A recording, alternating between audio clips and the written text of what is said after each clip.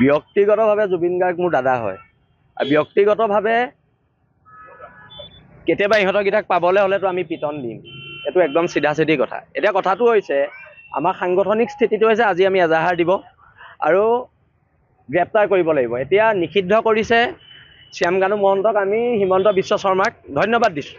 কিন্তু এটা প্ৰশ্নটো হ'ল, কোনোবাই ফেচবুকত পোষ্ট দিলে আপোনালোকে এৰেষ্ট কৰে, কোনোবাই টুইট কৰিলে আপোনালোকে এৰেষ্ট কৰে, কিন্তু শ্যামকানু মহন্ত আৰু এইটো যিটো মেনেজাৰটো, সিহঁতকেইটাক চুচৰাই নি জেলত ভৰাব লাগিব। এখন চৰকাৰেতো আমাৰ ওপৰতো NSA লগাইছে, কিন্তু এতিয়া সিহঁতৰ ওপৰত NSAতকৈ ভয়াৱহ ধাৰা লগাব লাগিব। আৰু এটা কথা স্পষ্ট, এই ফেষ্টিভেল মহন্তক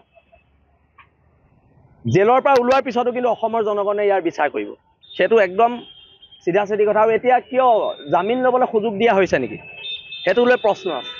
আৰু শ্যামকানু মহন্ত ক'ত আছে, জুবিনৰ এই মেনেজাৰটো ক'ত আছে, এই গোটেইখিনি চৰকাৰে ৰাজহুৱা কৰক। নহ'লে কিন্তু আকৌ পুনৰ অসমৰ নৱপ্ৰজন্ম, বীৰ লাচিত সেনা অসম, বিভিন্ন দল সংগঠন আকৌ ৰাজপথত কিন্তু নামিব। কাৰণ জুবিনৰ মৃত্যুৰ তদন্ত এনেকুৱা ধৰণে হ'ব লাগিব যাতে কোনো সাৰি যাব নোৱাৰে।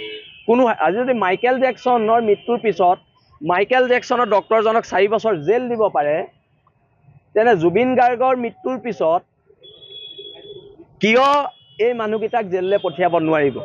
আমাৰ প্ৰশ্নটো আছে তাত। আৰু এটা কথা স্পষ্ট, যদি কিন্তু এৰেষ্ট নহয় তেতিয়াহ'লে কিন্তু অসম পুনৰ জ্বলিব। ব্যক্তিগতভাৱে জুবিন গাৰ্গ মোৰ দাদা হয় আৰু ব্যক্তিগতভাৱে কেতিয়াবা ইহঁতকেইটাক পাবলৈ হ'লেতো আমি পিটন দিম।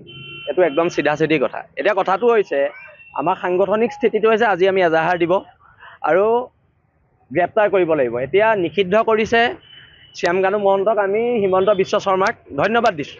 কিন্তু এটা প্ৰশ্নটো হ'ল, কোনোবাই ফেচবুকত পোষ্ট দিলে আপোনালোকে এৰেষ্ট কৰে, কোনোবাই টুইট কৰিলে আপোনালোকে এৰেষ্ট কৰে, কিন্তু শ্যামকানু মহন্ত আৰু এইটো যিটো মেনেজাৰটো, সিহঁতকেইটাক চুচৰাই নি জেলত ভৰাব লাগিব। এখন চৰকাৰেতো আমাৰ ওপৰতো NSA লগাইছে, কিন্তু এতিয়া সিহঁতৰ ওপৰত NSAতকৈ ভয়াৱহ ধাৰা লগাব লাগিব। আৰু এটা কথা স্পষ্ট, এই ফেষ্টিভেল মহন্তক জেলৰ পৰা ওলোৱাৰ পিছতো কিন্তু অসমৰ জনগণে ইয়াৰ বিচাৰ কৰিব।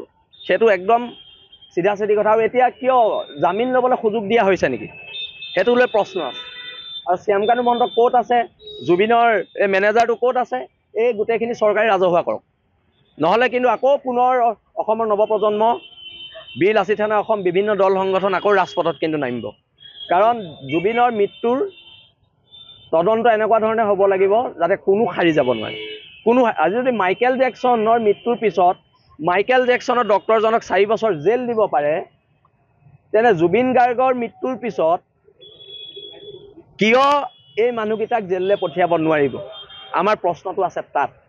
আৰু এটা কথা স্পষ্ট, যদি কিন্তু এৰেষ্ট নহয় তেতিয়াহ'লে কিন্তু অসম পুনৰ জ্বলিব।